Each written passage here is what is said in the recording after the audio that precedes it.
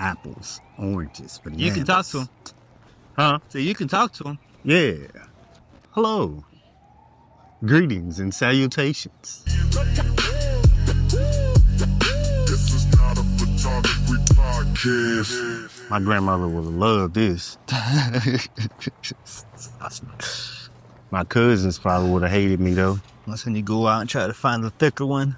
She's like, nope, go get the thinner one. Oh yeah, it got a nice to it too. Yeah. Welcome to Not a Photo Podcast. I don't think we introduced ourselves the first time. My name is Noe. I am a portrait photographer, and this is Larry, also portrait photographer.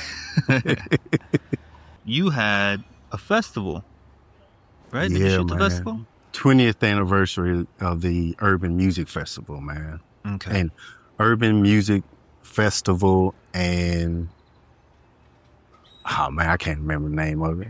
How was it? It was okay, man. It was all That was right. on Saturday, Yeah. right? And the weather was Man, the rain was horrible. raining all day, Yeah. gray, a little chilly. Yeah, a little chilly.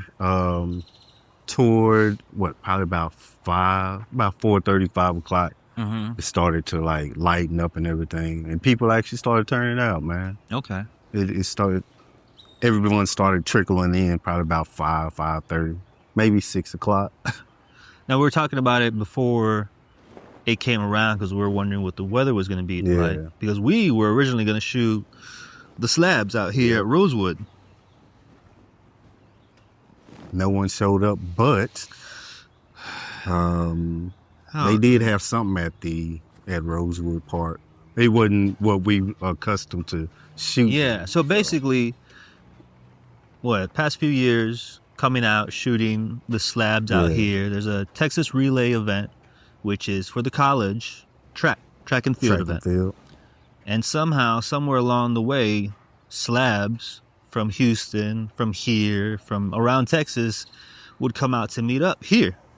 So Rosewood itself, wrapped around cars, cruising, and there's energy and there's culture. A whole vibe. Yeah, and you could see it, and I don't know, I love photographing that type of event, quote unquote, right? The culture around it. Last year we got some great photos from it, and I was really looking forward to it this year. But the weather was not cooperating At all. People came out, but they're mainly at Capitol Plaza. From what I was hearing, they were kicking them out of MLK. Mm-hmm. The cops were down there, they were already set up, busting people out. Yeah. So there was no cruising. And Rosewood and MLK are the spots for me that I like. There's energy there. Yeah. And there's a few events here supposed to be kind of like a car show or they're gonna it was a car show. They're gonna blast audio and see who had the loudest bang. Yeah. And just best interior. Yeah, and just basically a little slab car show of sorts. But again, the weather ruined it. So not a lot of people came out. And then the cops ruined MLK because they were kicking people out before they could even show up. So that was unfortunate because I was really looking forward to shooting that. Yeah, seriously. Getting some great shots. Yeah. But at least you got the festival. So that's cool. The festival was really dope, man. I hate that the rain deterred a lot of people. Yeah. But the energy was there from the people that were there. Mm-hmm. It was amazing. Yeah. Got some good shots? Yeah, some great shots, man. Anything that could make the exhibition, you think? Or was this just kind of work? It was more like work. Yeah. Okay. Yeah, do my walkthrough of my checklist of angles and stuff like that. After you get all the shots, do you go out and let me get something? Let me see if I can get something for me. Or are you just kind of stuck? That time, I'm working. Let me just focus on work. Yeah, because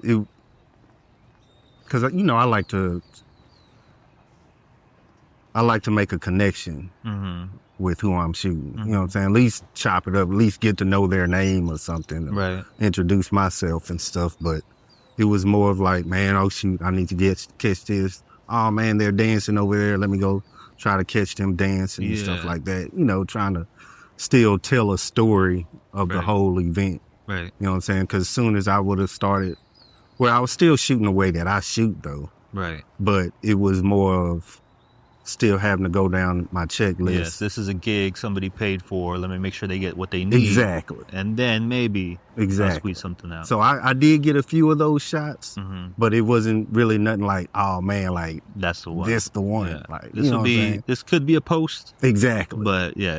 Yeah, exactly. That's good though. I still I want to shoot. I've been wanting to shoot lately, but I haven't been like fully motivated. Like, oh yeah, let's go out there. I was excited for the relay. Yeah. And then that went poof. There's nothing there. So I don't know. I gotta figure it out. Like, I think let's go boots some on the ground of it and make too, it though. work. Exactly. Yeah. You gotta make it work. Yeah. But in those type of scenarios, it's already there. Yeah. You know what I'm saying? So all you need to do is show up and make a great picture. Yeah. So, but now it's more of, oh man, now I have to do a little bit more work. Now I got to go like actually hunting. Like there's not just like a ton of slabs and people out there that essentially they want to be photographed. Like I've never been out to one of those events where the people are like, no, don't photograph me. Come to think of it, after the come to think of it, after the gig, I did stop at the Shell on MLK and Chicon. Okay. And there was like 3 slabs there. And anything? I got a few shots of this one slab. It was pretty dope. Yeah.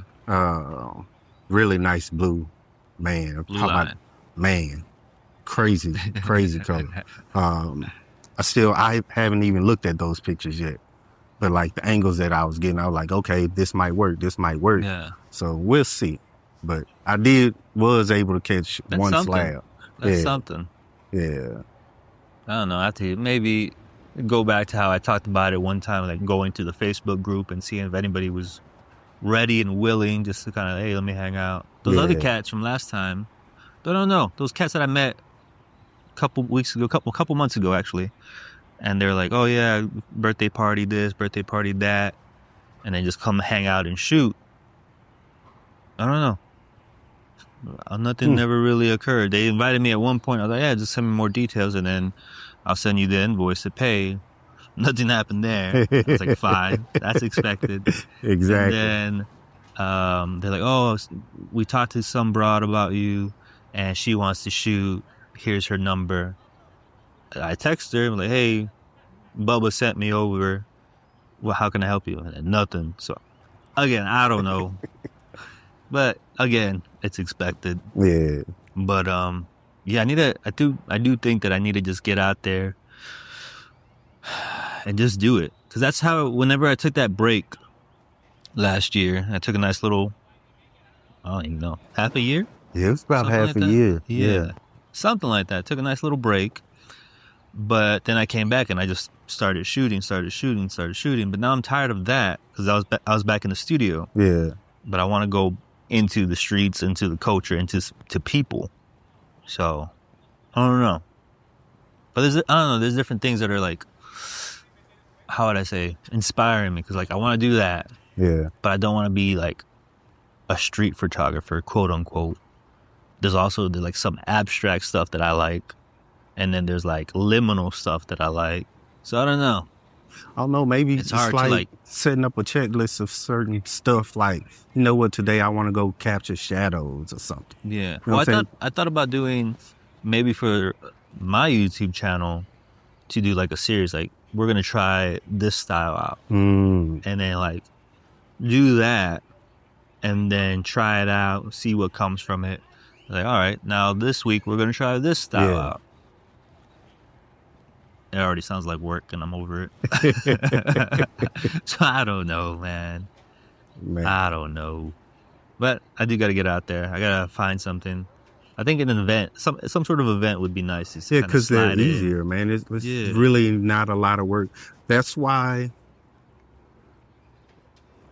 after this exhibition, like I really want to focus on a few events, like gatherings and stuff like that. Like that's what I'm interested in right now. Like, oh, you know, it would be good to hit the what was it? Those Sunday sessions at Zilker. Yeah. I think that'd be real dope. They do have I know what's his Acosta, name? Right? Yeah, DeAndre. Yeah, DeAndre. He does that. He shoots that. Yeah. But like not to set up like a spot, just kind of like walk around and see cool people. Yeah. People with style. I do like that a lot. It's really dope. I like the vibe that they have. Yeah. Like it's really dope. A little like hippy dippy chill. Yeah. Andre 3K type of vibe. Could be the move. Yeah. Could be the move. My wife was talking about it the other day. She said she wanted to go check that out, man. Speaking of the wife, when you first brought up the podcast to her, she laughed. How rude. No, man. She would laugh because I always get myself into doing a lot of different things at once. Okay. She's like, oh, my. I thought she was laughing at like, oh, no, man. A podcast? What are you doing? No, she knows I talk a lot. So so she knows. It's just the whole thing of like, man, just adding something else to your plate. Yeah, but this is cake. This is easy. This is just hanging out. Yeah. We would have been talking about, because you're dry as fuck via comments or via like text. So like whenever people can see you like this, like via like your captions, it's very kind of like animated and stuff. Yeah, like this, you can be yourself, you can be you, you can be natural. They can see this side of you. Yeah, because if I text, like, I'm horrible at text, right? Like, it's like, yeah, well, I guess it's too, like, just talking to people is like, okay, yeah, to the point. Yeah. That's it. You know, like, okay, cool. What else can I say? Yeah. Exactly. Yeah. You know, like. You're like, all right, bet. Yeah, like I can talk on the phone. Yeah. You know, easily. Like, yeah, because I'm talking. Yeah. But once I have sit here, okay, cool. Let me say this. Matter of fact, I shouldn't put that period there. Because then I start overthinking everything, man. Because, like, you know, because people break down text messages and stuff. Like, man, what is this tone on this? You know what I'm saying? So, I'm like, okay, cool. So then, yeah. Man, yeah. This is a good thing about the podcast. People can see, oh, yeah. Yeah. Larry's not that serious. Yeah, exactly. Speaking of not that serious, while I was shooting at the Urban Music Festival. Hold on, let me just double check. Oh, okay. I couldn't see the red anymore. Uh-oh, red. Around the screen. Oh, okay. Just make sure it's recording. All right, go ahead. While I was shooting at the Urban Music Festival, one of the security guards, as I was walking to go backstage, she's like, hey, hold on real quick. I know you're busy. I know you're shooting and everything. Mm-hmm. Real quick, can you smile for me? I'm like, huh? What do you mean by that? You look so serious. I'm like, Was she hitting on you? No, man. Older woman, man. That don't mean nothing. But she was like, why are you so serious? I'm like, in my head, I'm like, I'm at work. Yeah, so, you know what I'm saying? I'm focusing on my points that I need to hit to make. You got instead of a resting bitch face, you have a working bitch face. Yeah, a working bitch face. Exactly. So she was like, just smile. So, I mean, but it did get me to stop for a moment. Because, like, a lot of times when I'm shooting, I'm just go. That would have bothered me the whole night. And it did bother me. Because every time I walk by, I'm... you know, now you're faking the smile. Exactly. So, like... Am I giving too much of a smile or too little? But, I mean... I guess she had good intent. Yeah. Still, it's like... Lady, she made me enjoy the moment, though. Yeah. You know what I'm saying? Yeah. Because, like, seriously, I got in there and it was like, okay, work. Mm-hmm. There were no ifs, ands, or buts to it. Mm-hmm. Work. Yeah, I'm working, yeah. Exactly. But I was like, okay, cool. Man. And then Raheem Devon came up, and like, because I sang Mo Better at our wedding to my wife, right? Mm-hmm. And, like, that was, like, one of our songs. And he sang that. And I'm like, man, like, okay, cool. So that was really dope. Okay. Do you think, was it shortly after she had said that? Or like you? No, it was a while after. Okay. So you heard it anyways, and you perked up anyways because you're like, oh, okay, this is my shit. Yeah. Because it was like what 2 or 3. Yeah, you had. This was after Carl Thomas. Oh. Yeah. So it was a good little festival then. Yeah, it wasn't like little. It wasn't like small time. No small time people, man. Like it was nice. Midnight Star was there. Okay. I can't remember the Zydeco person, but they came through with a lot of line dance energy for people to get up and start doing line dances. It was a line dance team out there. So it was pretty dope out there, man. That's good. Like really good energy. The vibes were nice. I saw this cafe recently where it was like cafe, but you can smoke weed in it. And they sell product. I forget where it's at, but it's on nearby. 4th Street? Probably. Yeah. It looked like a pretty dope little spot. Yeah. I was like, oh, that'd be nice. You just kind of relax, kick back, smoke a little bit. Yeah. I think they have like entertainers, like music and whatnot. Live music. That'd be nice. Yeah, That's something like nice and grown you can do. You know? Is it We Smile Black? Puts that on, I think. But Salia Sadiq. Oh yeah. She does those. Yeah, that was nice. Yeah. Speaking of weed, I have those little drops, right? They're called drops. They're little cubes. Took the night ones last night. It was around 8 o'clock. I was like, okay, I'll feel it around 9. I'll feel good, and I'll fall asleep at 10. 10 o'clock, I don't feel nothing. These are 5 milligrams a pop. There was 3 left in the can. I was like, well, if I do 2, I only feel it with 2. Yeah. These, like, I don't know, they're underdosed or something. I feel it with 2. I don't feel it with 1. So if I take 2, I'm still going to have 1 and I'm not going to feel it. So let me take all 3. Took all 3. Again. This was at 8 o'clock. 9 o'clock, nothing. 10 o'clock, still nothing. I don't feel nothing. And they're not even these are like the night stuff, so it's like a body high. It's indica. Nothing. What the fuck? 11:30. I'm going to bed. Still don't feel nothing. I wake up this morning and I felt it. Full blast. Like I had it just kicked in. You were peaking? Yeah. Yeah. I was like, what the like this was hours later. I was like, what? It's like it sat in my stomach. It's like, oh, we're not gonna do nothing until you didn't have anything to attach to, right? Because I took like a your protein fats, shake, but yeah, not fats, but no fats. It's kind of like why a lot of times when people make edibles and stuff, they use MTC oil. MCT, yeah. Yeah. Uh-huh. So for it to attach and to bond to it. Yeah. So with your calorie deficit that you're doing, you're not taking in a lot of fats at all. And then you're also doing the what's those things? The peptides? Peptides, yeah. Peptides. And then testosterone. Yeah. So it's different for your the chemical makeup in your body right now is different. Because it needs fats to attach to. That's what absorbs into get you going. Maybe. But yeah, these are, I don't know, they're underdosed. I feel like, because I took those Texas country ones. I don't even know. They're like the sativa daytime ones. I've taken those before, and I'll take like 2 or 3 little slices of it. That hits good. So I don't know. I think these maybe you're right that, I didn't have like fat for it to attach to, like in a meal. Yeah. But either way, that shit kicked me in this morning, and I just felt groggy and just like, I didn't feel good at all. I was like, I don't feel like that in the morning. I want to be awake and active.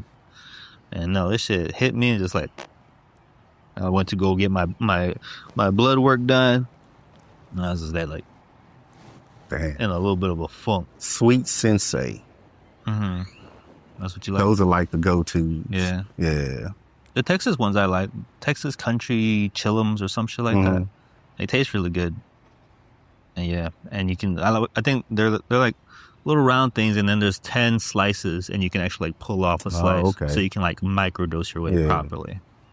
That's good though. But yeah, I was like, let me just kill these, pop 3 of them, let me just get a good night's rest, because I was with the kids from when I woke up till I went to sleep all day. Let me just, nothing until this morning. I just felt like crap. It's like, God damn it. Willie Nelson has a drinkable one. Yeah, I saw that. Yeah, man. I saw someone else that had.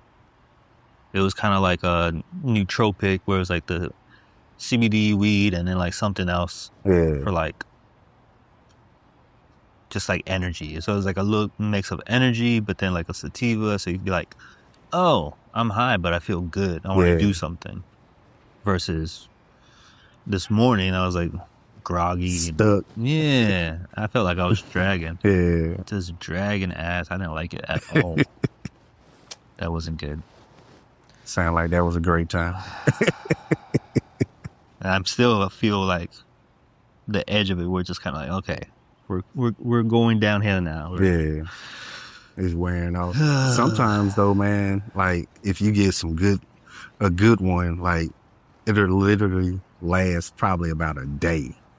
I don't like that. Man, no, like that's too much. Well, it's not that it's too much. It's like sometimes it just be on your ass, like God, like I want to get up and be active. Yeah, I don't like or that you're too active the whole day, and then you're like all of a sudden just crash. Yeah, but again, I'm a lightweight, like super lightweight. So am I. Yeah. I just want to be like chill. Yeah, chill. I want to be giggly. Like I want to be giggly. Man, that was Reggie for me, giggly. Back in the day, anyway. In high school, they thought I was a hardcore pothead, and I wasn't. But it was just because I went to a party, and I went to a car show. It was in San Antonio. I went to a car show, and they had a bunch of like water pipes. I had this really dope water pipe, and it was like all glass, little thing here, and it was like at the time, because this was 2002, 2003. Not a lot of people had stuff like that, right? So I went and got it at the car show. And I bought some fucking fucking bunk ass Mexico weed from somewhere. But still, then I show up to a party with it, and they're like, oh, okay, this guy came with weed, came with his own water pipe, and shared it with everybody. But no, that was like probably like the only time I've ever shown up to a place with weed. I was like, oh yeah, here, I got it for you. And everyone thought I was a pirate. Like, nah. And then I have like my little fucking chino eyes, so it always looks like I'm high. Nope. That's just the way I look. I'm the exact opposite, man. My eyes, like everybody like, man, Larry, why don't you close your eyes? Like, my eyes are closed. Big ass eyes, man. So you know if I'm high. Like you're like wide open? No, I'm like they closed. You know what I'm saying? Because normally I'm walking around looking like my eyes about to pop out, but they close real tight. That's funny. Crazy. That's too funny. Hell, man, that's a podcast. Day. It is a really pretty day. Man. I kind of do want to shoot, but I don't know what to shoot. And I'm not seeing anybody out here. They'd be like, hey, let me just take a quick portrait of you. But maybe. We'll see. What else? What'd you think about the first episode? What kind of response did you hear from people? Everyone who reached out to me like, man, this is dope. I can't wait to see more. It's good, right? Yeah. So I like, It was nice. Okay. Nice, good response. People that listen, people that like really listen to the whole thing, and they like, there's one cat named Jeremy from Instagram. He was like on the YouTube, and he left a comment talking about ghosts. He had like seen talking about your ghosts and shit like that. Lita wrote us. Yeah, she had some good, insightful thoughts. Yeah, she did. Lita Rawls. Was that how you say her last name? I believe so. Lita Rawls of Lita K Photography. She said, fuck the haters, because the right people will continue to support you, while the critics will always have something negative to say. I concur. Do you concur? I concur greatly. She was a fan of the honest dialogue. would love to hear you talk about the competitiveness of photography, specifically in Austin, and how collaboration has worked with you and Larry. There's a weirdness about that, and I don't understand why. And then I would also love to hear more about y'all's take on social media and how it's not the tool that drives the work. Let's see. Let's talk about... Oh, yeah. As far as the honest dialogue, that's going to remain. Yeah, that... Maybe I teased you guys too much with me talking shit about somebody, but I didn't want to come out swinging on the first episode so negatively. Yeah. Because that's not... Well, one, I couldn't even show you guys the work. I couldn't show you who it was. It just was me venting with no solution. Yeah. So... That's key, with no solution. Yeah. Because you can't just sit there and be talking shit and be like... So I'm just bitching just to bitch. And there's nothing that I could do about it. Yeah. So yeah. It was wasted energy. But it was good to get it out. Yeah. But you guys didn't need to hear that, especially if it just... Like, I'm like... Starting photo Yeah, like beats. I wake up in a bad mood and then I'm ruining your day. So what's the point? So we'll stay honest. But, we'll just be mindful of the energy that we give to you guys, because you don't want to... You're listening to this at work and then you're getting bothered. Why did I listen to this shit just to be bothered now? For real. Putting bad juju out there and stuff, and receiving bad juju too. For real. I definitely would love to hear y'all talk about the competitiveness of photography, specifically in Austin. Competitiveness? When I started in Georgia, and I was in Augusta, Georgia when I first started photography. But then it wasn't until I moved to Florida, and I was in St. Pete, Tampa Bay, Central Florida area. Yeah. And I was maybe a year into photography. But then this was also 2013 at the time. Yeah, probably 2013 when I was in Florida. And even then, at that point, we were talking about, there's a lot of photographers. Yeah. Now, 2026, shit ton more photographers. A lot. But back in 2013, there were still photographers, and there was a good chunk of them. But back in Florida, at least, we all had enough to fill our plate. So... I would recommend people all the time. Yeah. And I still do. I recommend still do job. it. Yeah. So, that's the type of energy I like to have, is hey, I can't do it, but so-and-so can. Yeah. Or do you know somebody else? I'll think of somebody else who can. I am mindful, not just to give it to anybody, because even though you're not doing it, your name's still kind of attached to it. Yeah. And, you can recommend somebody for a job and then they fuck it up and now you look crazy trying to fix it. Man, you're associated with this person? Yeah. So I am mindful in that regard. However, back in Florida, it was chill. But again, this was 2013. There was a lot of photographers, but it wasn't as many as there is now. Here in Austin, I do feel like it's very competitive. Not necessarily where it's like, hey, fuck you, I can do better than you. Yeah. But it's more like, I stay in Round Rock, and I'll be in a Round Rock group. And somebody will be like, oh, I need a photographer for this, so-and-so. And it could be just something just so vague like that. I need a photographer for blah, blah, blah. You don't even know what it is, what type of shoot it is. But they're always like that, though. I need a photographer. True. But it'll be on that Round Rock group. So now, mind you, this is Round Rock group specifically, which is north of Austin. I guess it's its own place, but basically a suburb, right? Of Austin. It's part of the metro area. Yeah. So population-wise, it's not the whole place. Yeah. But it'll be one post. It'll be 5 minutes into that post, and there's already 100 people messaging. Here's my work. Here's my IG. Here's my website. So it's competitive in that way, where it's just there's a shit ton of people. Yeah. And the right type of client will have to weed through it, but if you're making a post just on a Facebook group, I'm not saying that you're not the right type of client, but I am saying majority of those clients just want the cheapest rate. Exactly. Yeah, so they just want the cheapest rate because at that point they don't care anything about a what service you portfolio or provide. anything. Yeah. They just need somebody to, hey, come shoot this on this date at this time. Give me the photos for $2. Yeah, usually it'll be something crazy like that. So that's the competitiveness that I see. That's exactly what I see. Right. And I don't even think that's being competitive though. It's the fact of I just need it cheaper. Yeah, and I know someone who can do it cheaper.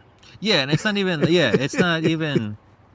Because again, they're not your client. Exactly. Like nobody's taking our clients like, hey, don't shoot with Noe because he's doing this. It's just like, hey, he's charging this much, or not even that, but just, hey, I'm charging this much. Yeah. And it catches there like, okay, well, yeah, that's a quarter of what I paid with him. Yeah. So yeah, let me do it. So, but again, they may or may not be your client, so it's not really an issue. So that goes also into that social media part too, though. Oh, yeah. You know what I'm saying? How social media plays a role. Yeah. Thinking that you have to stay relevant by posting consistently and stuff like that. Yeah. Like, for a second, I really got caught in that. Like, oh, man, I need to post this. I need to post that. Well, that's the thing, though, because you take a break and then you come back and now your reach is even lower than it was before. It's so crazy. You do have to, if you worry about, so you do have to, if you worry about social media, you do have to be posting on the regular, right? And you don't, Instagram notices him like, well, if he's not posting. You fall out of algorithms. Yeah, man. But again, what type of client do you want? Exactly. So that comes into play. A lot of my clients do come from social media, but it's not necessarily social media. It's more like word of mouth, but it's again from posts on social media. Exactly. Yeah, a lot of mine have come from like word of mouth from social media. Yeah. Like, oh yeah, such and such told me you just did this from a recent thing that you just posted. I'm like, okay, cool. Yeah. I had a few models from find me through TikTok, like shooting a Lexus. Yeah. And then because, you shoot black skin the right way and it looks good, and then they reached out to me from there and like, oh, I want to do a shoot just like this. So cool. But again, that's me posting that was on TikTok. So again, it is through social media, but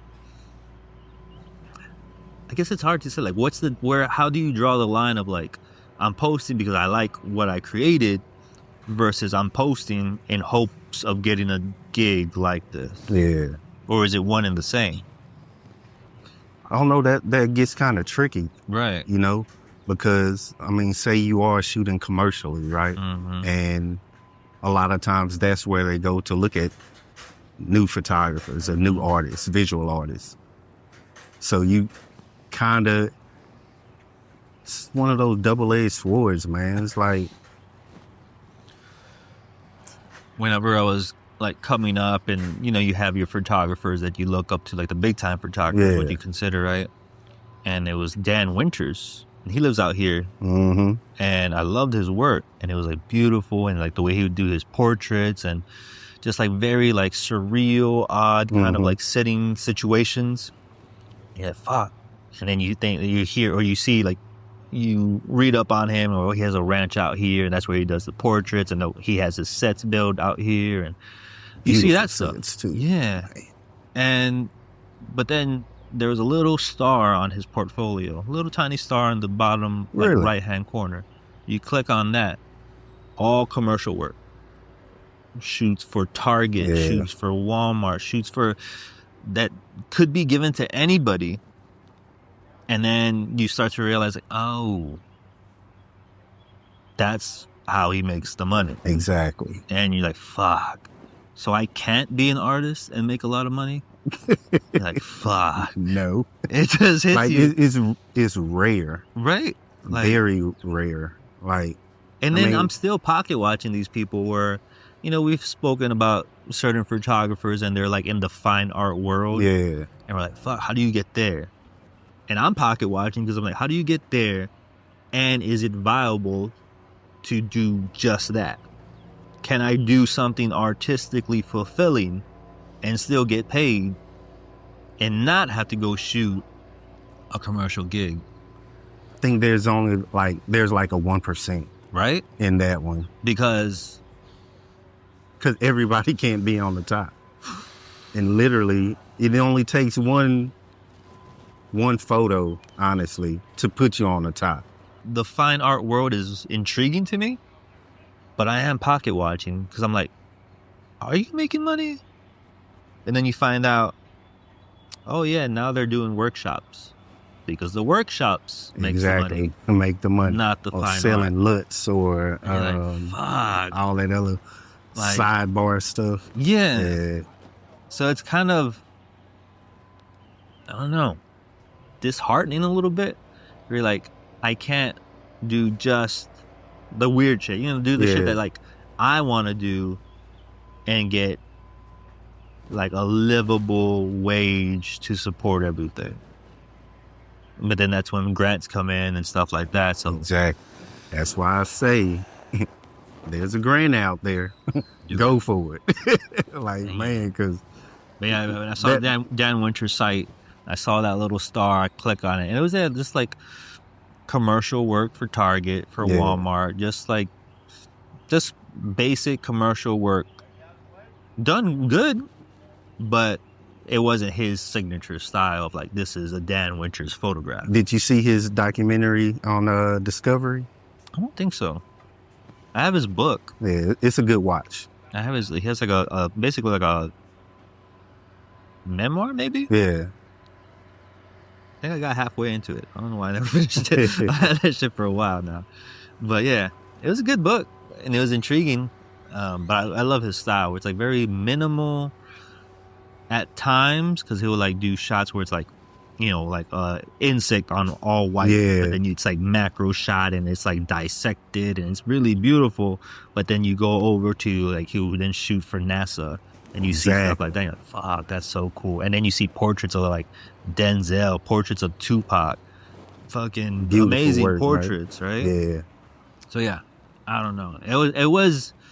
It's interesting. Like once you start doing it, you realize there's a lot of photographers that are, I guess, shooting, not necessarily trade work, but they're shooting for the love of it, to then potentially get something near that pays. Yeah, that's why when I started getting serious about photography, of course I was on YouTube, learning that way and stuff.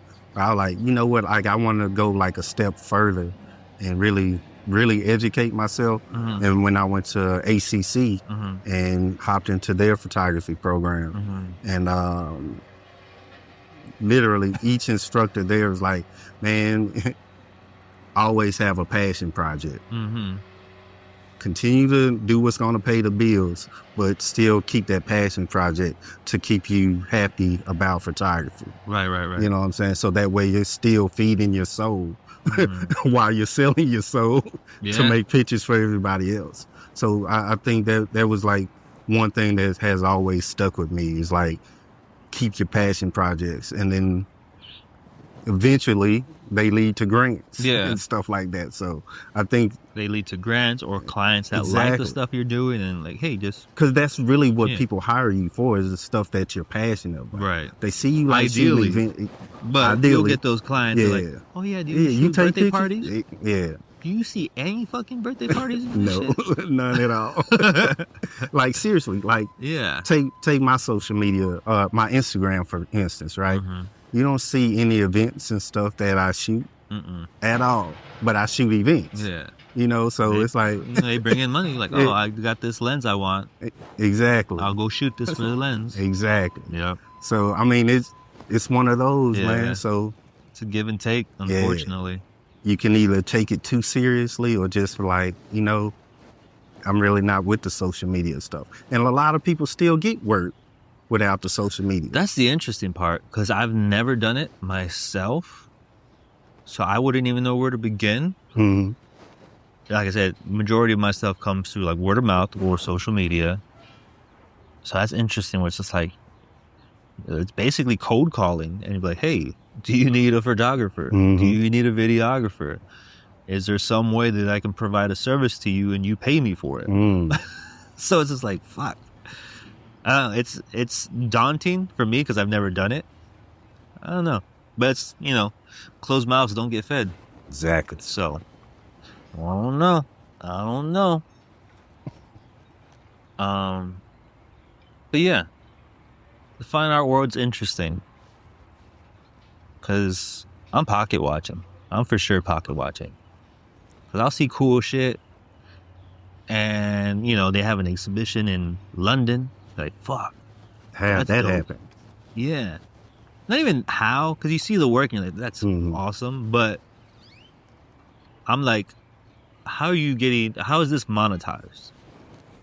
Because the photographers that we're talking about, they have such a small body of work. Or what they've released is a small body of work. That's it. So I don't know.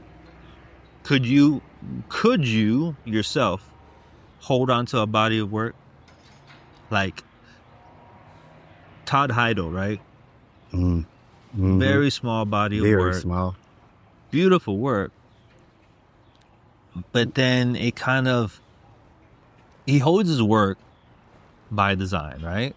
He's not releasing everything, but he's shooting constantly, so he says.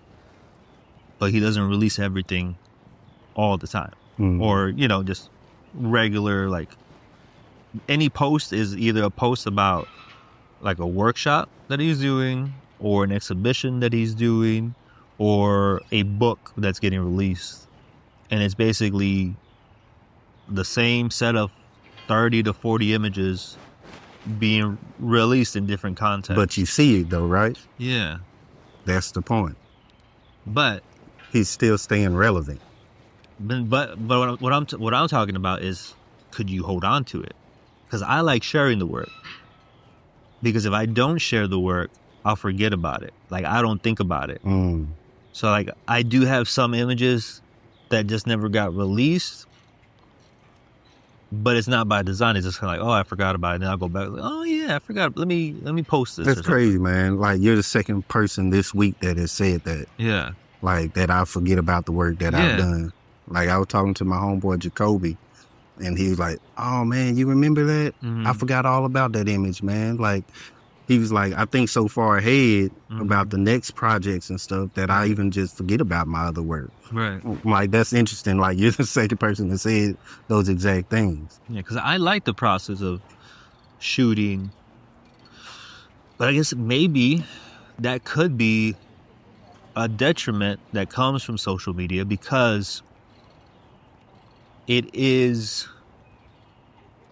now part of my creative process to release it.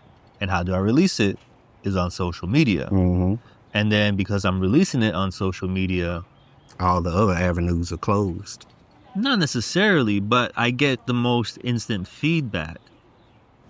So is that why you're posting it for that? For the instant feedback? Is it the release? Is it the feedback? Is it just getting it out there? What is it about the process? And or maybe not even figuring that out, but is it part of the process? Could you hold back? Could you shoot without posting? And if you can, where does it go? I think if it's not a TFP, I can hold on to it. Because, a lot of times when you hand them over to the model, they're going to post them and, tag you in them. But I'm talking about, I want to talk about, like, the work that you like to do. That's what I'm talking about. So, like, if it's not a TFP, if I don't have a model like, oh, yeah, give me these, I can't wait to post them type stuff, it's cool. I can hold on to it. And I would love to hold on to it. Print them myself, just to look at them. And I have a few like that. I have, like 3 sessions that I've never shared. Like, I hold on to them, man, because it was like a great body for me. Like, this is like perfect. Like one of those, like, I know I'm not gonna be able to shoot this again. I'm gonna hold on to this. So when do you decide to release it? I haven't even thought about releasing it. So it's just sitting there. It's literally just sitting there. And I worked on them. Is the work complete in your eyes, in your mind? It's complete. It's just not ready to come out yet. I would love to add more to it. Mm-hmm. I know that for sure. Mm-hmm. But I still don't think I want to release it though. Cause I think that's, for me, it's hard to fathom the thought of shooting something for it not to go anywhere, at all. All right. Most people, they doodle, right? Uh-huh. Well, not most people. A lot of people like myself, People ADD that and doodle. stuff. Yeah, Right, people right. that doodle, right? Uh-huh. They doodle to get it out of their heads. Okay. They see it on the board. Even though they're just scribbling on paper or whatever, it's out of their heads. Mm-hmm. They can move on to the next thing. Right. That's basically what I done. So you sketched it out photographically, and it's out of your system. And it's out of my system. Yeah, I can't do it. I don't know. I can't do it. I can't do it. I can hold on to something knowing this is eventually going to get released. But I feel like the release is the end product. Okay. When you say released, right? Is it just released for social media? No, I think that could like release in any sort of form where it's out and other people, other than your eyes, are on it. So it can be a print, it can be a book, it can be a zine, it could be a post. Mm-hmm. It could be not even social media, but there's I'm holding out for a book eventually. Yeah. I've got a lot of stuff. But that's the thing. You're holding up. You have the end goal is to release it, right? Maybe. But it's for that purpose though. Because what's her name? Diane Mayer? Is that her name? Lady from New York. She was a nanny. She photographed. She carried a rollie everywhere. Vivian Mayer? Vivian Mayer. That's the one. Diane Mayer. Vivian Mayer. Yeah. So nanny took photos. Mm-hmm. Were just sitting in the storage room for years until they got released. And these photos are beautiful. Amazing photographs. Absolutely amazing photographs of New York City life. Mm-hmm. At that time, the way they dressed, it was what? The 40s? 40s, the 60s, something like that. And either way, beautiful photographs. And the composition's amazing, self-portraits. But again, just sitting there. It's interesting because they sat there and she had no plans to release them or nothing in her will, nothing like that. This is what I want done with these photos. And what's interesting is the person that found them is now the curator. Now they release the photos, but did they release the photos that she liked? Nobody's gonna release the photos that you like. True, but it's interesting. Just now that it's out, but out of her control. Mm-hmm. So I don't know. I think she shot, and she loved the act of shooting. She loved the act of doing photography. She carried that camera with her every day and had a massive archive of photos.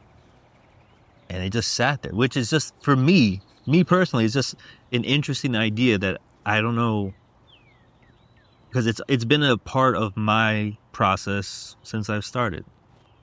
The only time I don't release photos if it's on film and I forgot to get it developed, and I'm just oh well, and I just keep it moving it wasn't meant to be. There's a ton of rows that have happened. I remember years later, I'm didn't I have a row in this camera? And oh, I did. Did I develop it? And then I'll have a random box and it's mixed with open and unopened film. Oh man, there's double exposures all over the place. It's gone. It's literally I have a box. I look at it and there's at least 8 rows in there. I'm just I don't know. Wow. I don't know if it's ready. I don't know. I always fold the very top part if I'm shooting 35, and on 120, I would mark the tip. It's too late for that now. Yeah. Yeah. So I don't know. It's the idea of keeping it. It's intriguing, especially for you. How you're saying that? Yeah, maybe it'll be for a book, maybe not. Maybe not. Like, and how do you remember that? Like, I don't know. I forget.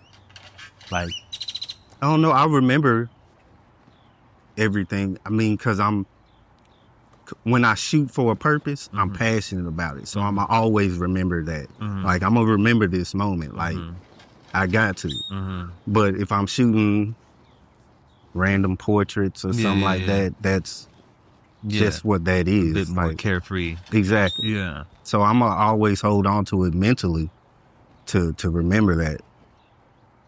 Do you have anything now that you'd be like, yeah, I think it's time to release it? Nope.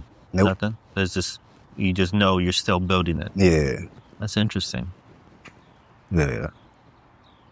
Because if I ever do release it, I know it will be very meaningful. You know what I'm saying? Not just for myself, but for like the people involved. You know what I'm saying? So I'd rather hold on and cherish that and share it with them. You know what I'm saying? Because like, that's near and dear to them. Right. You know what I'm saying? So if they choose to like, hey, and put it out in the world, that's what they do with it. But I know for me personally, it's more of my passion. Yeah. Like, that's why I'm sitting down with you, and that's why I'm shooting you or trying to paint you with this light. Like, a lot of times that's how I approach it. And it's not just me trying to make a picture, but like literally the meaning of photography.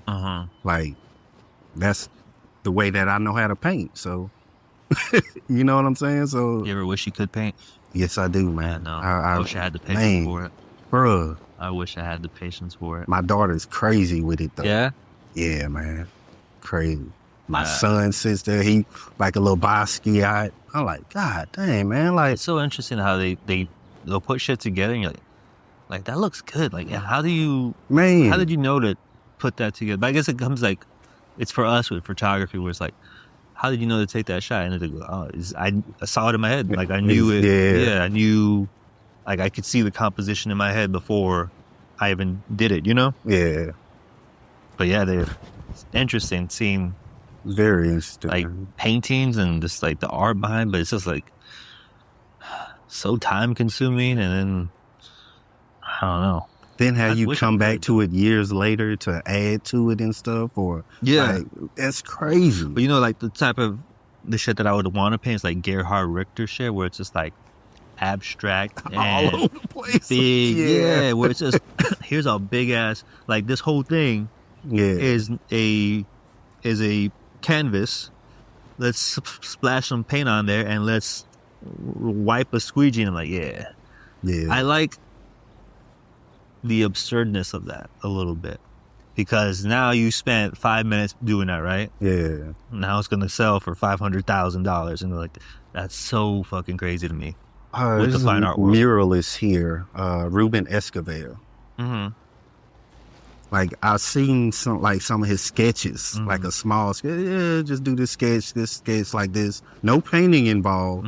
But once it's up on the walls and stuff like that, man, it's all colorful and vibrant and stuff. Like where'd that even come from? To even like, these are the colors I'm gonna use. But yet on the sketch, there's no colors. Yeah, I don't understand that shit. I don't understand that. That's why I want to do the weird abstract shit, because it's like, you can always play it off and be like, oh yeah, it means this. I meant that. Yeah, this is the ending of life. Yeah, I meant to spill that paint right there. This means death right here. This dot is you. You are this dot.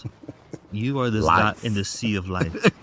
So it's just random shit, and you just play it off with some art school pretense, and now you sell it for $500,000. Man, when you started shooting, remember you talking about that you went through like your old work and you're like, what the fuck was I doing? Yeah. I think we all experienced that. But how long into like your act of shooting was it when you went back and you're like, oh, this was garbage? Like, how long did it take you to realize you were shooting garbage? Look at some stuff I shot last year. Be like, man, this was garbage. Honestly. But like, yes. And at times, because here's what happens to me. I'll look back at old work and yeah, it's garbage. But then sometimes I look back at old work and I'm like, man, I liked it when I didn't know I was breaking the rules because I liked what I created. And yeah, rules are made to be broken, and it's a good way to, like, creatively, you don't need to be bound by rules, but it is a good idea to understand certain things, because when you do break it, is there a reason why you broke it, right? Yeah. So that's fine. But I do feel like there's some of my early work where I was like, man, some of my early work was like, that wasn't bad, because maybe I just wasn't thinking about what if I do this and then this happens, or if I post this, then this happens, or maybe not even like just like the perception that people would have on me and or my work. But sometimes I look back and I'm like, fuck, some of the old shit was not bad, but then yeah, some of the old shit was bad. So there's that as well. Yeah, that's interesting though. Yeah, it's very interesting, man, to look back at old especially work. when you look back and you're like, fuck, and then you, like on Facebook, right? You'll get a memory. Yeah. And you'll say some slick shit in the caption, thinking you were hot shit. And you're like, what the fuck? This boy is. Let me make sure that's private and nobody else can see that. Man. Yeah, those Facebook memories or something, right? Yeah, those Facebook memories get you. Like, what the fuck was I talking about? Yeah. Some like really dumb shit. And you're like, you look back at it and you're like, fuck, that dude was stupid. And it was like 2 years ago. God damn it. Yeah, it's crazy. Now I look at those Facebook memories, man, I see my kids. Yeah. Like how much they've grown. Like last time we took family photos, my son was probably about 3 inches shorter than me. No. Now he's like 4 or 5 inches taller than me. Damn. Like, it's crazy, man. Like, damn. And my daughter's almost my wife's height. It's crazy. Yeah, my 8-year-old, she's like, Tahira me? 8 years old. I think she'll probably be tall like her pop, my father-in-law. I think my father-in-law's probably like 6'4", maybe? Something like that. So yeah. And my wife's like 5'7". I'm 5'10" on a good day.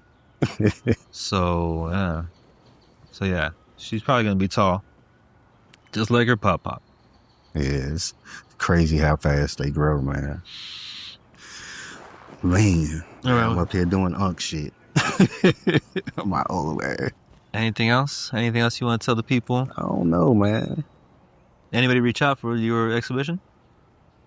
No one yet. Not yet? Not yet. It's fresh. It's a fresh post. Yeah, I'm still looking. I still have a few avenues that I'm exploring to, I guess, grab more people or at least put more attention to what I'm trying to achieve. Right. And hopefully those avenues pan out the way that I need them to for me to be able to move smoothly with everything. Because, like, honestly, like, say I get to shooting next week, I know within maybe about a month or two, I can have an exhibition. So, like, how ready I am to get going, you know what I'm saying? The excited nature that you're ready to get going. Yeah. But I think for you, you're going to overthink it. And I always overthink. And then you're right now you're still trying to think about the camera setup. Man. But then I think, yeah, you could, but I think for you, it's going to take a while. Yeah. To like really solidify what you want to release. And then take you a while to get the shots. And it's going to take you a while to dig through the shots. Yeah. And pick the solid selection. Yeah, because if I do it... You're not really trying to get that Hasselblad, right? The one I sent you? Nah, man. I did look at it though. I looked at a couple of them too. It's just because it's older. Yeah, it's like old. Exactly. 36 megapixels, and it's the same size as the Fuji one. Exactly. Yeah. Now, what's the H5D? Yeah. That one's nice. If you could get 20 bands, if you can get the bigger sensor one, even if it was 16 megapixels, that still would be nice. Yeah. I'm a sensor whore. If I can get a big sensor, lower megapixels, I guarantee those skin tones. The skin tones would be. And you can still pull off a big frame. Damn. Oh yeah. Yeah. The skin tone though, I could just picture the gradation. A big sensor, a CCD sensor, 16 megapixels. I'd be happy with that.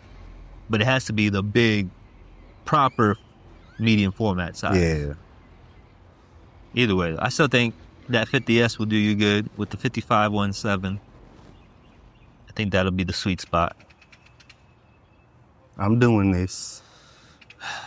But honestly, you know what else would be? All right, so you have the Phase option. one. Well, no, you have the option of spending a ton of money, right? But